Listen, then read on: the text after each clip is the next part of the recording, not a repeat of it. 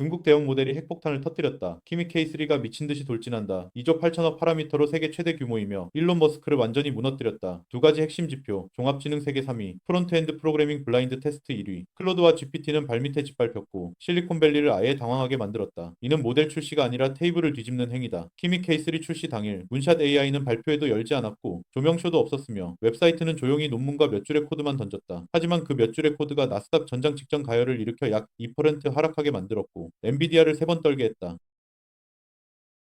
골드만삭스는 밤새 보고서를 작성하여 고객들에게 경고했습니다.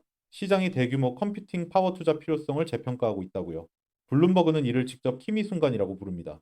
이상하네요. 하나의 모델이 출시되었는데 어떻게 멀리 있는 자본의 파일을 흔드는 거죠?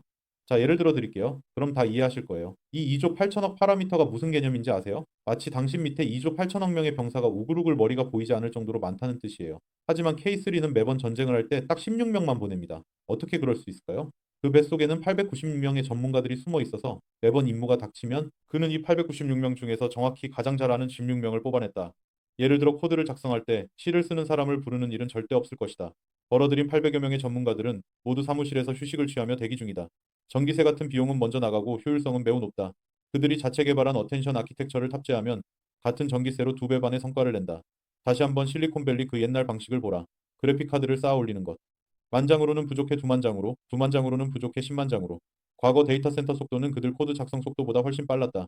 결국 뒤에는 월스트리트의 막강한 자금력이 버티고 있다. 그들은 그래픽 카드가 많으면 모델이 똑똑하다고 믿지만 키미는 다릅니다. 그들은 자신의 논문을 꺼내 치명적인 문제인 정보 희석을 해결했습니다. 전말놀이를 예로 들어 설명해 드리겠습니다. 10사람을 줄 세우고 첫 번째 사람에게 소밍이 슈퍼에서 사과, 바나나, 요거트, 빵을 샀다고 말하세요. 다섯 번째 사람에게는 소밍이 물건을 샀다만 남고 10번째 사람에게는 소밍이라는 두 글자만 남을지도 모릅니다. 중간에 중요한 정보는 모두 사라집니다. 이것이 기존 대형 모델의 단점입니다. 대화를 이어가면 앞사람이 한 말을 잊어버리죠. 이 기술은 각 전달자에게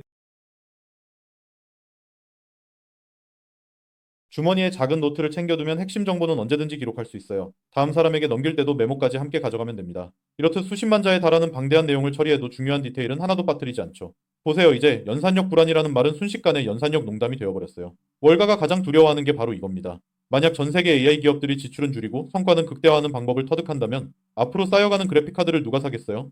그렇습니다. 아키텍처의 혁신이 학술계를 잠시 들뜨게 했다면 실제로 머스크를 불면증에 시달리게 하고 밤새 자사 그로큰 또는 고르그 아키텍처를 개편하려 한 건 바로 K3의 코드 능력 때문이었습니다. 버클리 대학에는 이런 랭킹이 있다고 하네요. 특히 AI가 작성한 웹 프론트엔드 코드를 두 개 보고 누가 썼는지 모른 채 블라인드 테스트를 진행합니다. 이는 상식적인 지식을 묻는 문제가 아니라 실제 개발 요구사항을 기반으로 합니다. 결과 K3는 1679점을 획득했습니다. 10개 트랙 중 6개에서 1위를 차지했고 만점은 약 1700점 정도입니다. 생각해보면 고등학교 수능 750점 만점에 738점을 받은 것과 같습니다. 2위를 밀어내버린 수준이죠. 이때 전 세계 최대 웹사이트 개발 플랫폼인 워프의 CEO가 등장합니다. 이 사람은 자신감이 넘쳐 중국 제품을 칭찬하는 경우가 드뭅니다. K3를 확인한 후 즉시 선언을 했습니다. 원래 말은 오픈소스 모델이 처음으로 모든 클로즈드 소스 모델을 압도했다는 것입니다. 워셀프는 전 세계 개발자와 함께 일하며 누구의 코드가 좋고 진짜 일을 하는지 잘 알고 있습니다. 이전 세대 키미는 글로벌 순위 18위였지만 이번에는 바로 1위로 뛰어올랐습니다.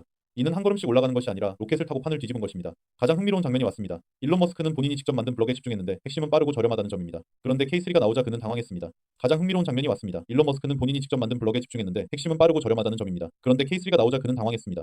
핵심은 빠르고 저렴하다는 점인데 결과 K3가 나오자 그는 놀라버렸습니다. 그뿐만 아니라 속도뿐 아니라 능력에서도 그를 압도했습니다. 자세히 보면 그가 다음날 올린 트윗을 볼 수 있는데 속도와 효율성을 유지하면서 능력 격차를 메우겠다고 했습니다. 쉽게 말하면 세상에 내가 키미를 배워야겠다. 부진여 리하하데 정된라는 뜻입니다. 이게 정말 드라마보다 더 짜릿하지 않나요? 일론 머스크는 기술을 통해 한 가지 사실을 증명했습니다. 기술적 방향성 앞에서는 체면은 중요하지 않다는 것.